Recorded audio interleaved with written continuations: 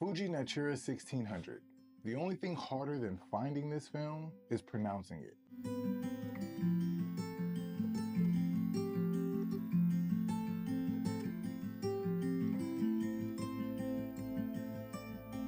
I have had one of these rolls for forever. I recently came into a new roll from a friend. I appreciate you. Now I have two rolls. I decided to shoot them both. I have been working on these rolls since late November, early December. It is now March 3rd, and I have recently finished shooting these rolls. It took me much longer than I wanted to, basically for two reasons. One, it's an expensive film. It wasn't very expensive for me, but is the second most expensive film you can buy next to Kodak's Aerochrome, which good luck finding any of that. But last time I did see some, it was around $200, $250 a roll. Insane. That doesn't make it any better. The Fuji Natura currently hovers around $100 a roll. Typically it's around 75, 85, 93, upwards to 100. I've seen it even as high as 120, 130, but I can be honest, it's probably gonna sit for a while. I can't imagine too many people are paying $130 a roll for Fuji Natura 1600. The second reason I didn't want to just burn through these rolls is because it's really hard to find. They don't make this stuff. They discontinued it back in 2017, and it has been in very short supply ever since. Here in the States, we call it Fuji Natura 1600. We actually never got any of those rolls here in America. And this side of the map, we got Superior 1600, which is the exact same film stock. So if you're confused on the two, they're exactly the same. In the Asian countries and on the eastern side of the map, they got Natura 1600, so that's the designation between the two. What makes this film so cool is a very fine-grained, high-speed film. It's actually the fastest speed color film ever made. It's actually quite incredible when you think about it, a 1600 speed film that doesn't necessarily need to be pushed 3 or 4 stops and it still retains fine grain. It's said to have a finer grain than I think Ektar and Ektachrome, which is crazy when you actually think of it being a 1600 speed film. I've heard you could even push it to 3200 without very much increase in grain and color distortion, which is mind-blowing. I didn't try that because the rolls I had expired, obviously in 2016, and they were freezer stored.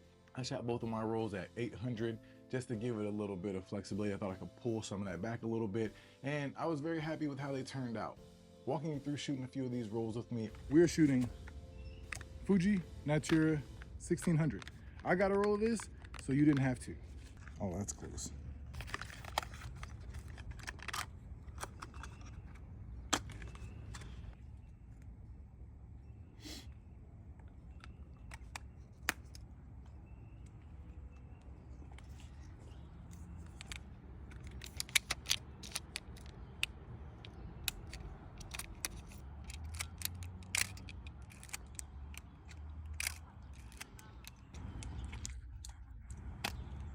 The first shot I actually took was in the park before we got out the following morning. It was a nice crisp fall day. Sun was peeking through the park.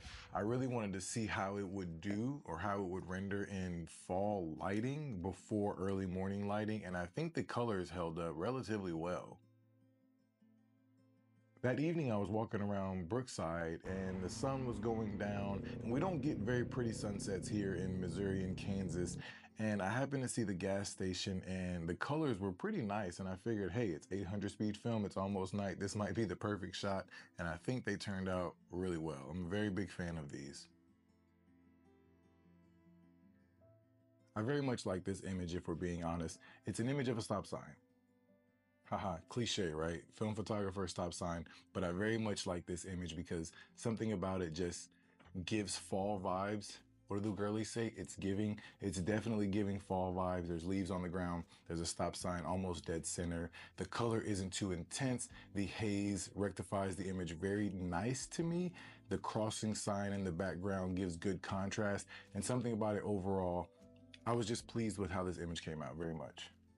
I did shoot these rolls over quite a few weeks. Honestly, it was like 3 months.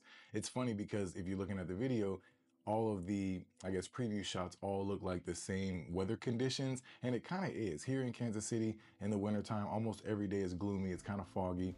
So if you get out on any given morning, all of your images are going to relatively look the same. In this situation, I wasn't necessarily mad at it. I think it kept a sense of like continuity amongst the roll And overall, there wasn't too many shifts in how the images look. All of them relatively hold the same color balance and lighting situations, and I'm not mad at that.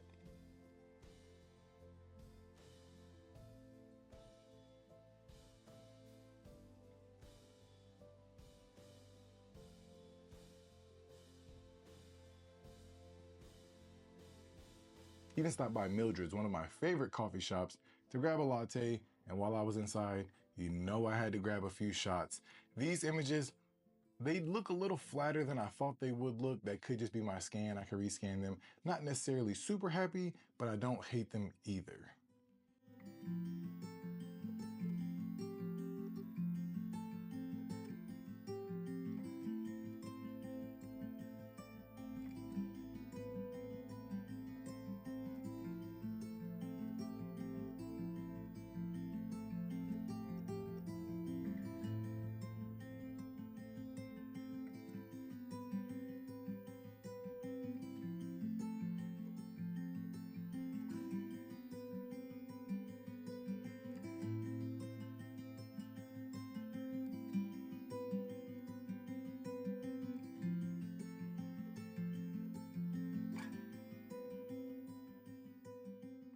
So those are a lot of the shots I got from the 2 rolls of Fuji Natura. I thought it was actually kind of interesting. In my F3, I was able to get 38 shots out of 1 roll instead of 36. So I got an extra 2 frames, which doesn't ever happen to me often unless you manually wind a camera, like maybe like a rangefinder style camera where it doesn't have like automatic winding. On the F3, it does. So I thought that was kind of interesting that I was able to get a couple extra shots out of it. Sweet.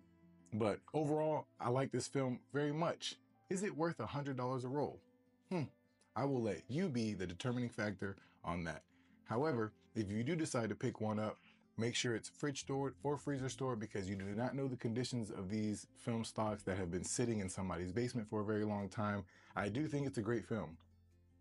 If you know how you want to shoot it and you have a scenario in which you think you can get some really great possibilities, would it make more sense to buy a roll of Portra 800 and just push it, or try some Fuji Natura just on the fact that, hey, it's an expired film, it's really cool, it's discontinued, and you might get something kind of dope out of it?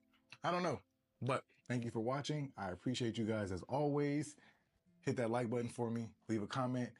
Are you a film shooter? Do you want to be a film shooter? Do you spend $100 a roll on film? Probably not. But I love you guys. I appreciate the support. The channel is growing. I couldn't be more happy. Until next time, thank you guys.